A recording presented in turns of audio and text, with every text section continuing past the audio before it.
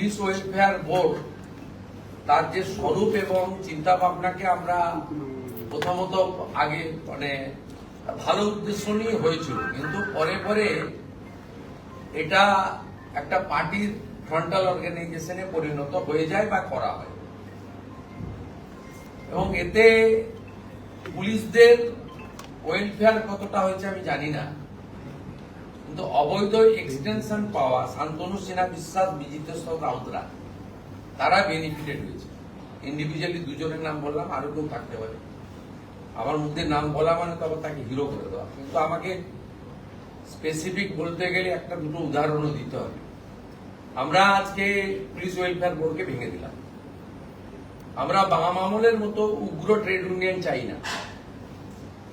Not gazetted police কর্মচারী association সেটাও কার্যত সিপিএম এর ফ্রন্টাল অর্গানাইজেশন হয়ে গেছিল। আমরা ওইটা চাই না, ইটস এ ডিসিপ্লিন অর্গানাইজেশন। এখানে ধর্মঘট হরতাল, সিনিয়র পুলিশ অফিসারকে হ্যাকেল করবে, অর্ডারের বাইরে আমরা পেন ডাউন করে দিলাম, সিজার করে দিলাম ওয়ার্ক, এসব জিনিস আমরা পুলিশের ক্ষেত্রে তো ডিসিপ্লিন কোথাও হয় না। তাই আমরা ওই নন গেজেটেড কনসেপ্টটা, উগ্র ট্রেড ইউনিয়নের কনসেপ্টটাও বাদ দেব, আর ওয়েলফেয়ারেরও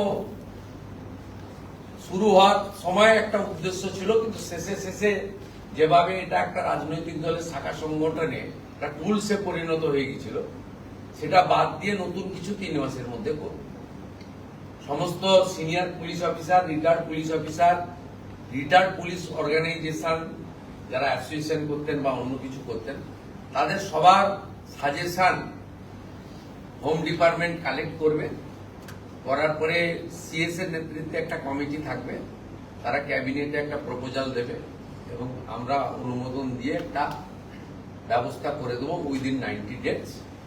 আপাতত পুলিশ ওয়েলফেয়ার বোর্ডকে আজকে রাজ্য সরকার ডিজলভ